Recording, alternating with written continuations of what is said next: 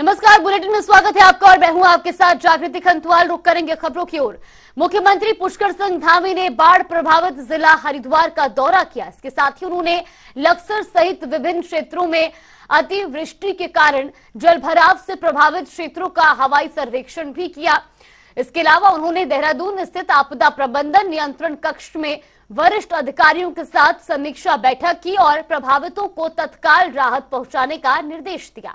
CM ने कहा कि भारी बारिश के चलते प्रदेश में आपदा के जो हालात बने हैं उनसे निपटने के लिए स्थानीय अधिकारियों के साथ साथ भारतीय सेना को भी बुलाया गया है, जिसमें फिलहाल अभी सेना को स्टैंड बाय मोड पर रखा गया है।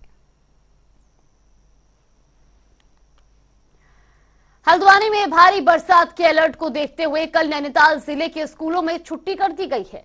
नैनीताल जिले की जिलाधिकारी वंदना सिंह ने कल भी जिले के सभी स्कूलों और आंगनबाड़ी केंद्रों में अवकाश घोषित किया है और इस संबंध में आदेश भी जारी किए हैं।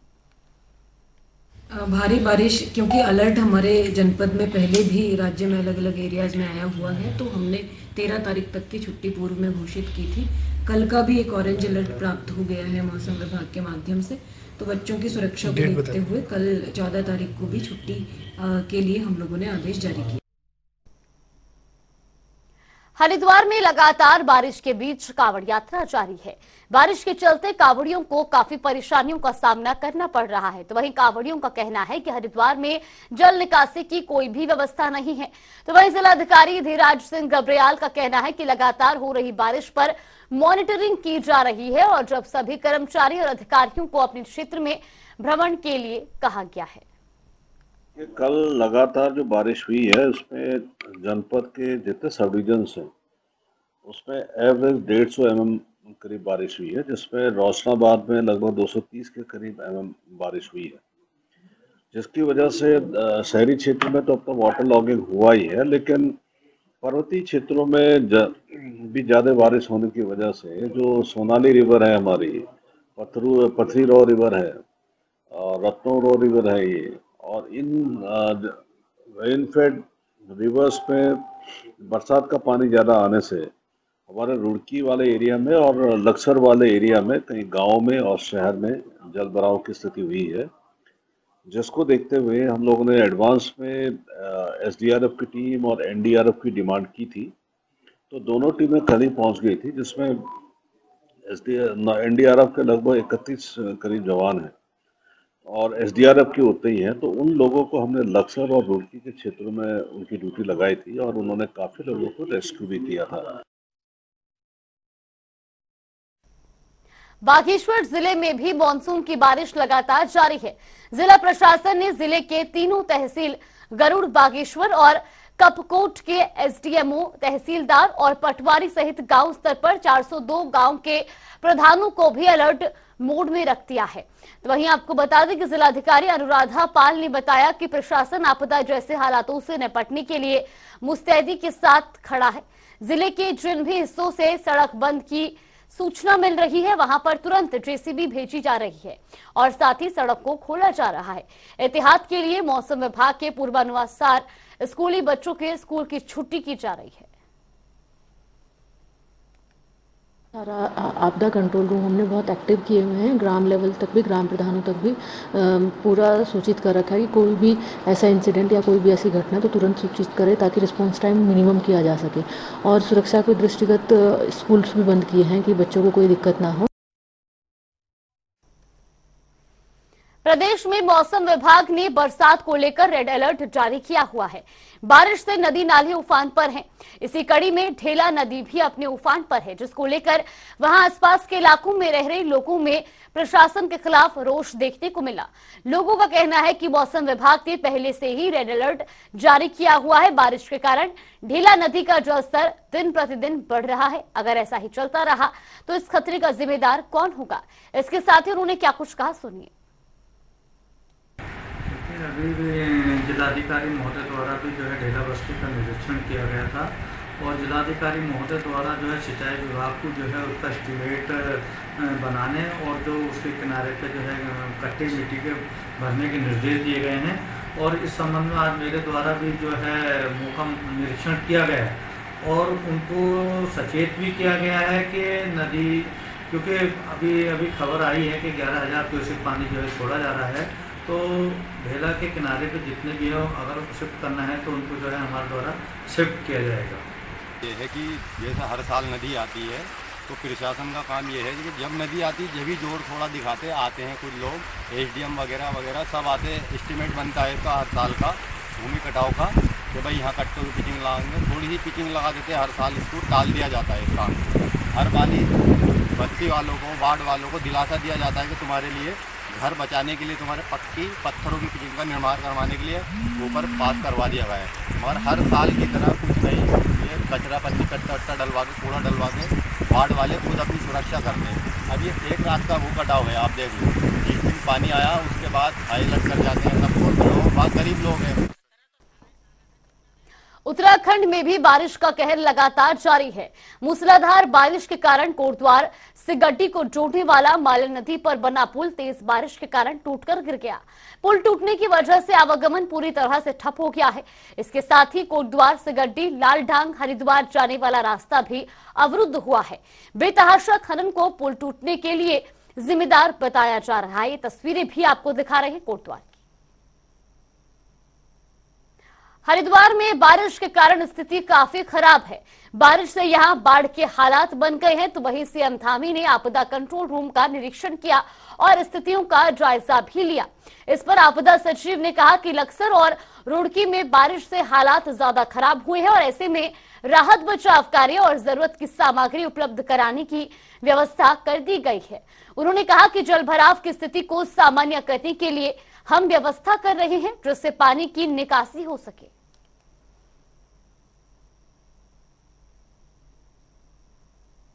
तो वही उत्तराखंड में लोकसभा चुनाव से पहले कांग्रेस के वरिष्ठ नेताओं में खींचतान और कलह पर अंकुश लग सकता है।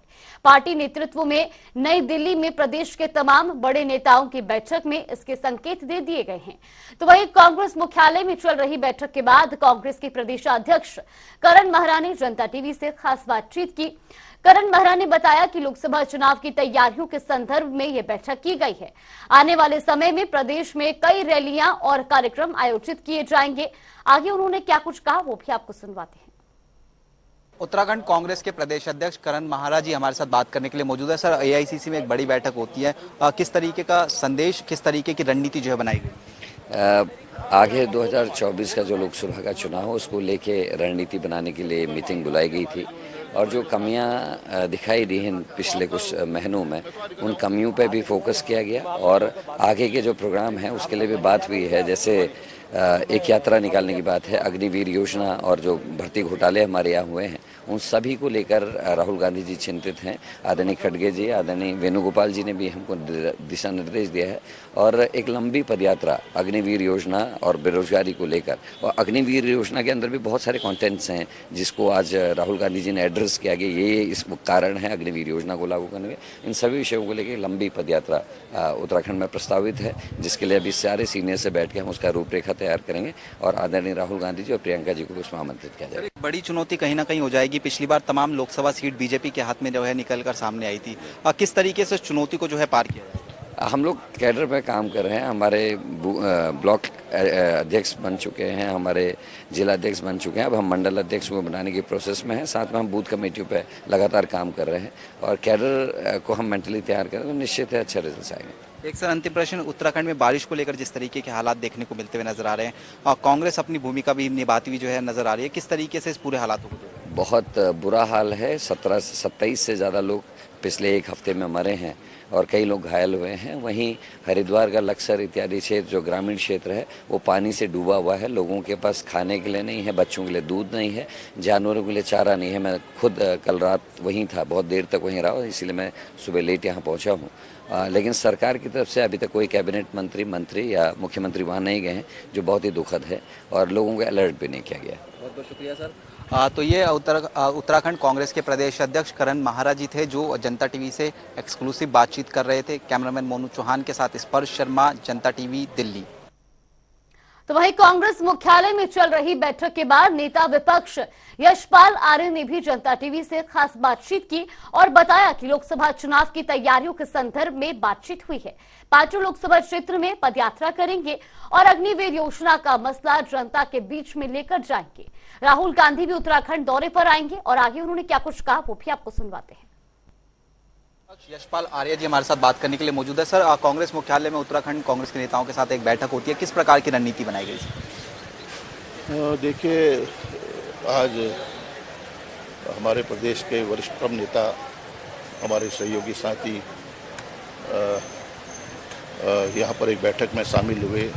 मैं धन्यवाद देना चाहता हूँ कांग्रेस प्रेसिडेंट आदरणीय खड़गे साहब को, आदरणीय राहुल गांधी जी को, आदरणीय वेणुगोपाल जी को, जिन्होंने पूरा समय दिया, हर हमारे सहयोगी साथियों की, हमारे वरिष्ठ नेताओं की बात को तवज्जो दी, विचार विमर्श हुआ, संवाद कायम किया उन्होंने और खुले मन से बातचीत हुई।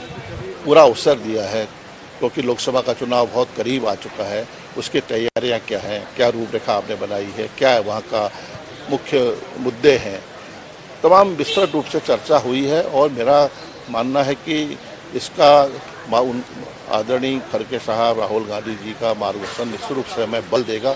हमने तय किया है कि हम पूरे प्रदेश भर में पांचों लोकसभा क्षेत्रों में हम पद यात्राएँ करें।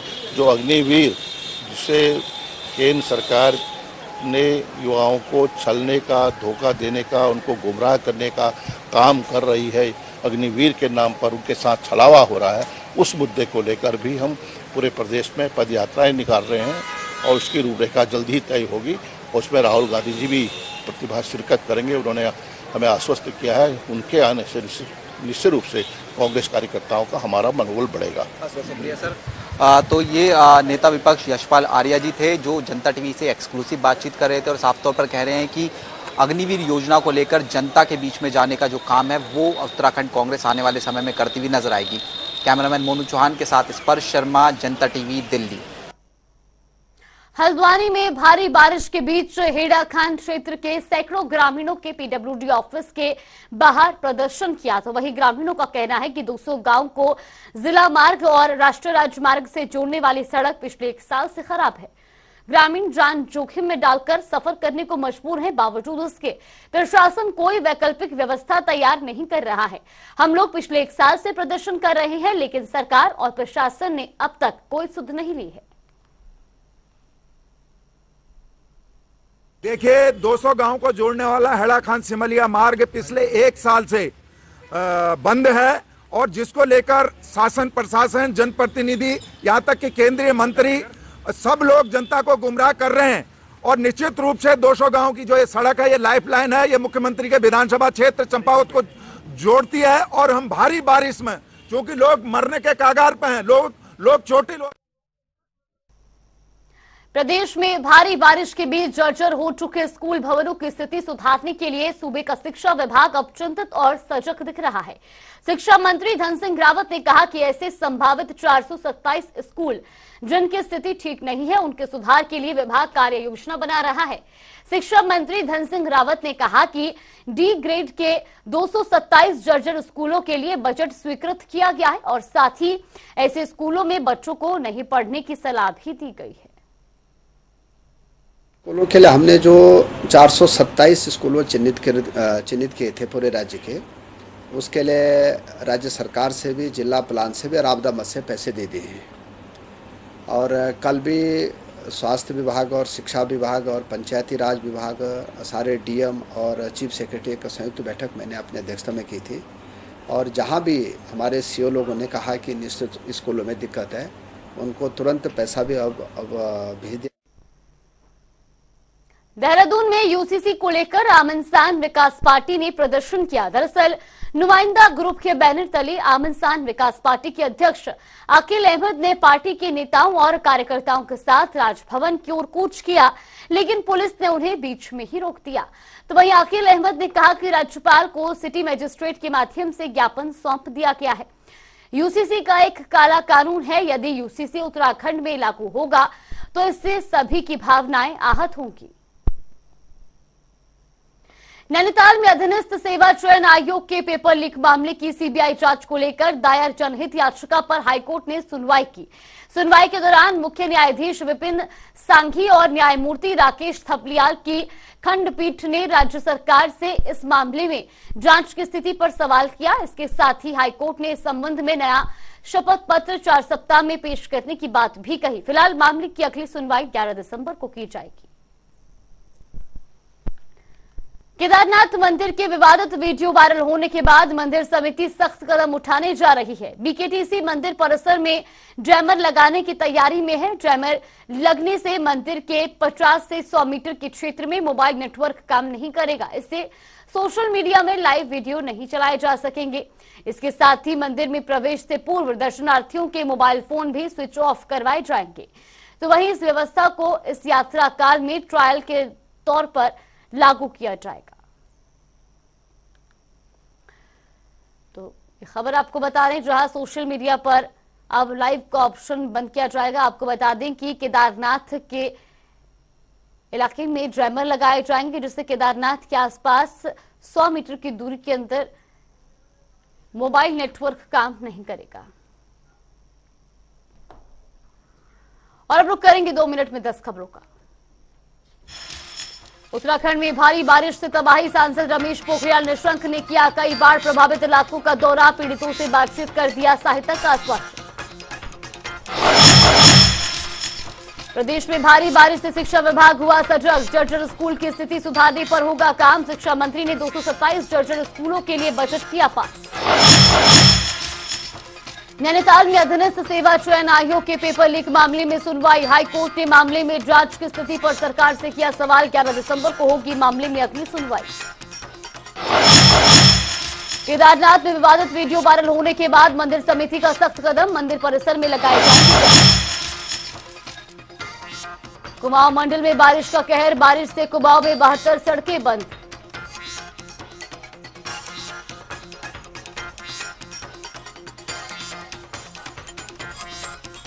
रुड़की में भारी बारिश से रामपुर चुंगी पर हुआ जलभराव, पानी में तैरते नजर आए वाहन, लोगों को हो रही भारी परेशानी।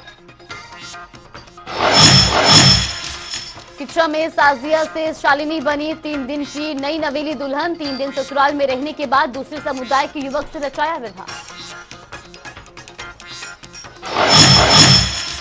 देहरादून पुलिस को मिली बड़ी कामयाबी, यूपी के 11 शातिर बदमाशों को किया गिरफ्तार, हत्या के इरादे से उत्तराखंड में हुए थे दाखिल। हरिद्वार में बारिश के चलते टूटा आने की पुल, हालातों के चलते ग्राउंड जीरो पर उतरे एसडीएम पूरन सिंह राणा, पीड़ितों तक पहुंचाई राहत सामग्री। हल्द्वानी के लालकुआं में भारी बरसात के चलते हुआ जलभराव, एसडीएम ने पानी में उतरकर लिया स्थिति का जायजा, लोगों को दिया हर संभव मदद का भरोसा।